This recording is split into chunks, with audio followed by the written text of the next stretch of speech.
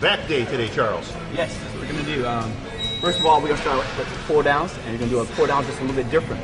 Most people like to do it very wide, but what we're going to do is cut it a little short so we can pull from insertion rather than pulling just by leaning back, only hitting the upper back.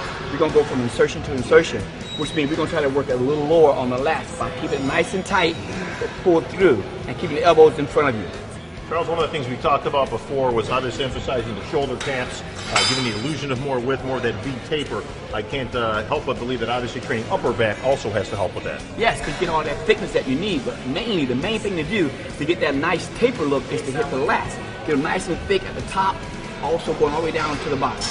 And most people, if you ever notice, they got real high lats because they never pull all the way through. So that's why we're going to demonstrate just a little bit different today. All right. And we're using a little different bar this time. And everything goes through. See how his elbows stand in front of him? He stands upright, not leaning back to pull just from the upper back, but pulling all the way through the back. So this is mainly hitting through the lats. And starting from here, all the way down to here. You touch here, you can see exactly where he pulls. It goes all the way down. That's how far he's pulling down. So this can't help but get a little thicker for us. Get that nice big V. Good. There you go. Come on. Now hold at the bottom. Ready? Here we go. Squeeze. That's it. Come on. Do it again. Stop at the bottom. Good. Last one coming up. Pull. There you go. Good. Woo. Charles, one of the things I noticed is that with all your students, when they're doing pull downs for back, prior to let's say 1990, most people I would see training back would be pulling it back and arching a lot, kind of bringing the bar backwards, sometimes too extreme where they're actually, looks like they're doing limbo or something like that. But your students tend to be almost up and down. Well, that's because I want to go, like I said, through insertion of the lat, not just hitting the upper back and cutting the lats off way up toward the top. I like guys to work all the way through.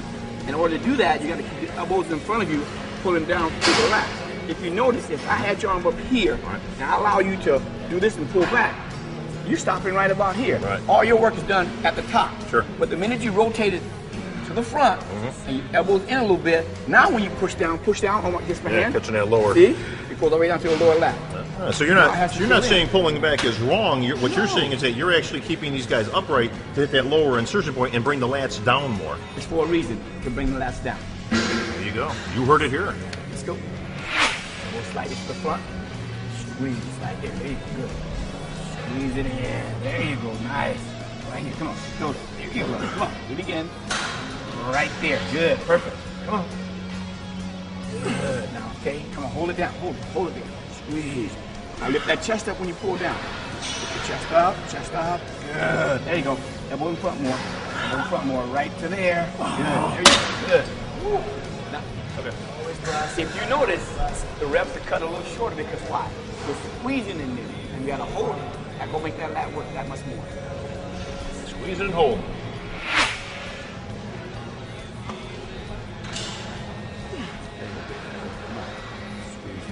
Stop that. There you go. And right there, good. Elbows in the front more. Elbows to the front. Two more. Come on. Pull it. Elbows in the front. Last one. Last one. Good. That's it. That's it out. The next, Charles, the seated cable row, I believe, is up next on the block. Yes. Okay, we do it a little different. We use a different set of handles because I like to pull and open it up so you get a little bit more thickness there.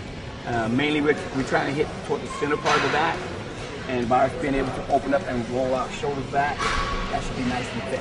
Now, one thing I've noticed, Charles, I've been a long advocate of using straps, to kind of minimize the arm involvement, but I notice he actually doesn't use wrist straps. Well, one reason he doesn't use them is because he's learned over the time not to grab so he don't put the pressure on the forearm. Right. We just have a real loose grip, but he has a strong grip, so he's able to hold it there and use everything for his back rather than use it for the forearm. Makes sense. So you can use the straps, and that's fine, one way to do it. But obviously, as he's been training for a while now, one thing you can do is minimize the grip. Again, you don't want to be white knuckling the bar. No. As you can see cleanly, that the more I clench, the more the forearm actually becomes active. Right. And the less emphasis on the back. Right. Well, one of the main reasons I don't use straps is because we have a dependency to use those straps too much. And we learned over time that if you go a little lighter, but still concentrate on the squeezing of the back, sure, it works better for us. So we try not to use it as much as possible, but we will if we go very heavy. Sure. We'll put them on. Okay. Here we go. Listen up. Here we go. March up. Good. There we go. That's it. Good. Now if you notice, he doesn't come all the way up. He's still leaning forward, but he just arch up from there. So you get a little bit of the erectors, but a lot of the back, mid-back. This is mid-back there. As he stretch here, that's erectors there. See? So it has a dual purpose. There you go. Come on. There you go. Pull it in. Open it up. Open it up. There you go. Come on. Do it again. Open it. Good. Come on. Here you go. Squeeze. That's it. That's it. Come on. Okay, now hold this. Hold this. Here we go. Squeeze. There you go. One more. One more. Come on. Squeeze. There you go. Good. Yeah. Charles, I'm noticing on these that you're stopping him halfway. Actually, he's pitched forward a little bit. That's what I want. So again, unlike old school, he's not actually arching back and coming back a whole lot. That's momentum to get him back there, and everything else is what? Arms to pull it back. So we stop a little short of that. As we come here, we open it up and squeeze, but we're leaning into it just a little bit. So one thing I'm starting to see is that you kind of have almost two distinctive styles of training. One would be kind of more of a mass building program, or again, where you're going a little bit heavier, maybe using the straps, maybe using a little bit of momentum. The other one, for what Adam's doing, is getting ready for a competition, is really trying to separate that muscle out and really trying to focus on it, lightening the weight a little bit. Again, you're stopping them from using that momentum and minimizing other body parts. Right. Stop. There you go. Good. Slow it down. Slow it down. Slow it. That's it. Now you're working back. Come on. Come on. Here we go. There you go. That's my hand to stop. Here we go. Here you go. Good. Do it again. Right. Pull it in. Good. Come on. Pull it in. Here we go. Come on. Squeeze in. Good. Good. Come on. 3 more. 3. Now hold this last 2. Ready? Shoulders back. Ready? Hold it. Now let go. Good. Don't bounce. Ready? Go. Hold it. That's it. Charles, as we're looking, he's got 120 pounds on there, so you don't really need a whole lot. You don't need to stack, and again, using the momentum and bringing it in, but even at 120 pounds, you've really got this down to a science where, again, he's pitched forwards, but he's using nothing but back, and he's got a minimum grip. Right. That's the key thing. That minimum grip allows you to work only in your back. Not the forearms, not the biceps, and definitely can't put the rear delt in. Right. So it works very well. It's more effective. Here we go.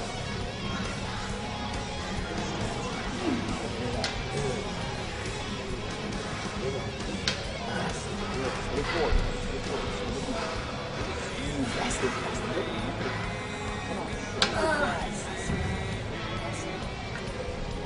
We need one more. Do a drop set. Here we go. Ready? All the way down. Let's go. Come on. One more. Come on. That's it. On that last one, we did a drop set. And the reason we did the drop set because we started losing that range. And I want that same range to go all the way through, so I dropped it down by 30 pounds, kept a couple more reps. But notice, even though we go light, we still make sure we move the weight slowly. Even slow it down even more just to try to get that extra squeeze, get quality out of those 2 extra reps, not the quantity. Drop set at him. That means 2 more of those, you may be dropping from the bench to the floor. Exactly. There's your drop set.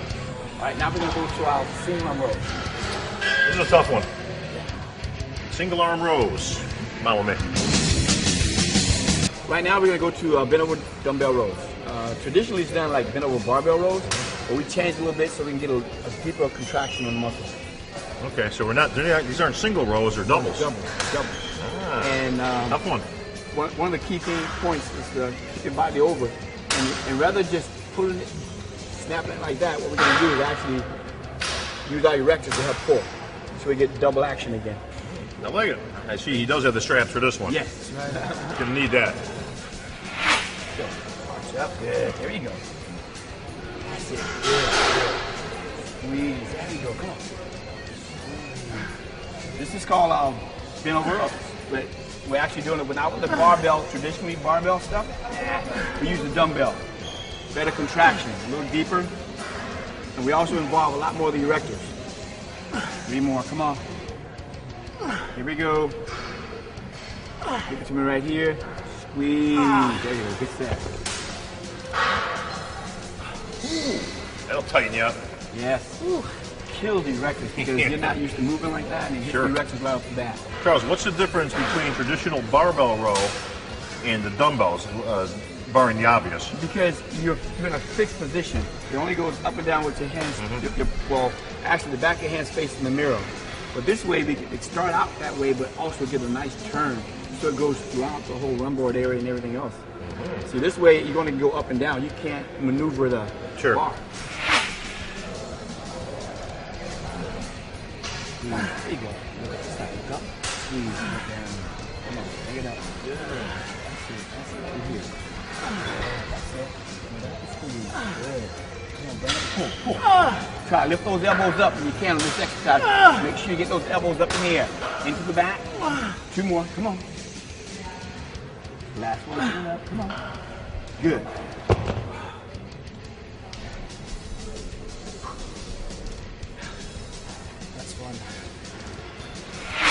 Charles, I've been an advocate for many, many years on using a lifting belt, and I can't think of any exercise that it would better suit than this one. You know what? I believe in using that belt throughout the whole workout. Me too. Because if you leave it on, it's easy to tighten it up. Once you take it off and quit, first thing that happens, you start to breathe through the abdomen, not so much the diaphragm. And so that waist is going to do what? Expand a little bit more. You know, and it's funny you mention that because I've had this argument for years with guys. You know, like, well, you know, a belt isn't any good, it doesn't do anything, and you know, you want the core muscles to, you know, be able to work. My theory's always been simple. You know, much like they used to bind feet back in, you know, in ancient China, you know, to keep the feet small. I think by keeping the belt on when you're training keeps the waist smaller. Nice and small. I don't want my stabilizing muscles to expand, get stronger, get bigger. That just makes the waist bigger. Definitely. I mean, name me one bodybuilder that won a big weight. There you go. That's it.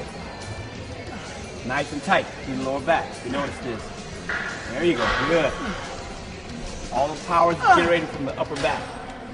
Good. Good stretch. There you go. That's it. Knees are slightly bent. That's it. Come on. Last 2. Last one. Good. Good set. If you notice doing this exercise, the whole time his knees are what? Slightly bent. Keep that pressure off the lower back. Now, it gives you more freedom to bend over, up and down. Most people that lock their legs back, the first thing happens, your spine takes a beating. That's when you have an injury. So try to keep those legs slightly bent as you bend over into this position. Now you're able to pull the erectors first, then contract your back. So all the motion is done, well, the contraction is done from the upper part of the back, but the actual motion is done from the hips going up with the knees slightly bent. Come and get it done!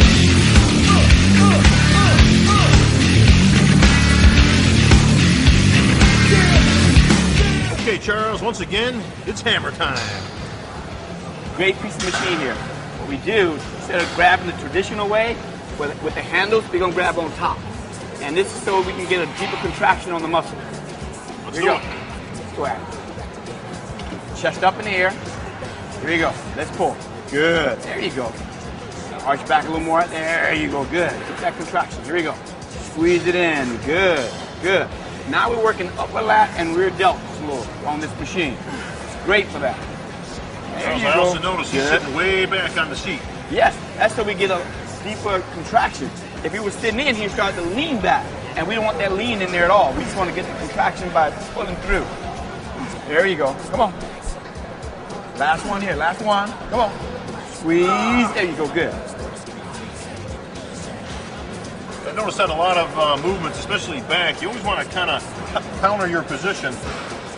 The boys from Flex Magazine always having fun. You always want to kind of counter the position, so I'll always notice like his butt's back and his upper body's in. Yes. Well, if he was sitting up under the machine, what happens, you start trying to get momentum by pulling down and not using his muscles to pull. We want the muscles to pull, so what I do is I get them in a fixed position with their chest against the pad, but sliding their rear back toward the end. Now they're locked in a position so they can only use their back. Trying to get it nice and thick. Good. That's it. Come on.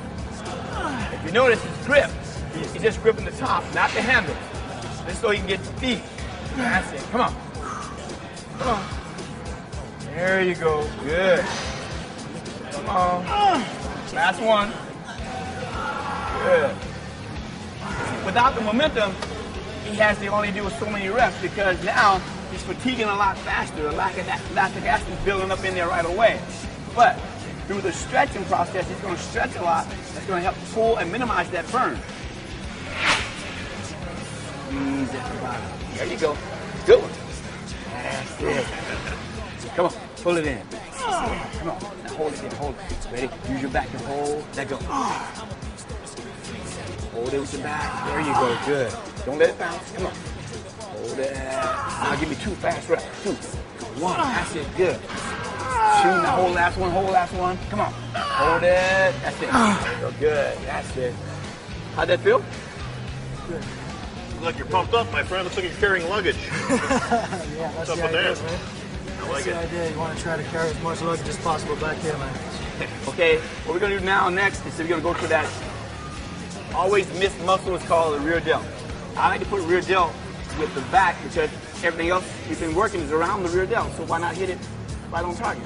For those who didn't see this show the other day, and I can't imagine anybody didn't see it, but when we were training shoulders and the deltoids, we had talked about training the rear delts on a different day, and that day's today. Which would be back, yes. Because where's the rear delt? In the back. Let's go.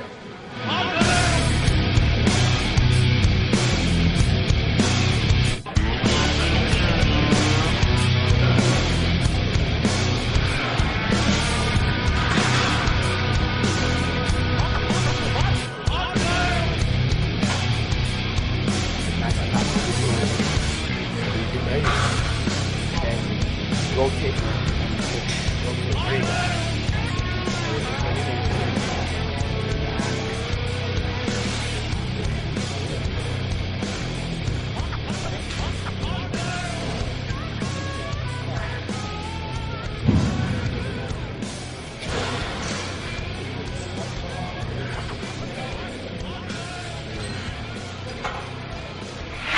All right, Charles, Adam's so tough he doesn't even need handles. He's just grabbing the cables.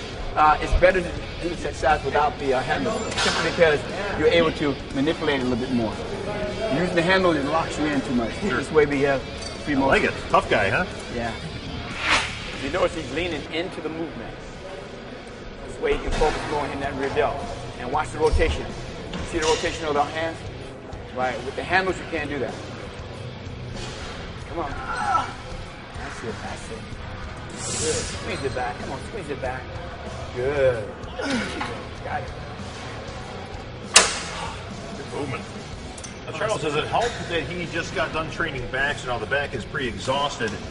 Is he able to focus more and hit that area even better? All the focus is on the rear delt and the rhomboids and rear trap. Simply because, like you said, all the other muscles are pre-fatigued. You can't use those with you. Sure. So the rhomboids are still free to put in.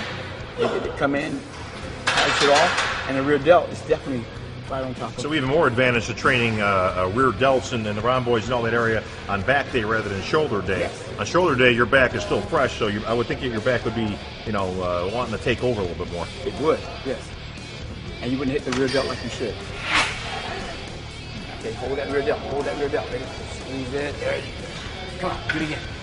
Squeeze that rear.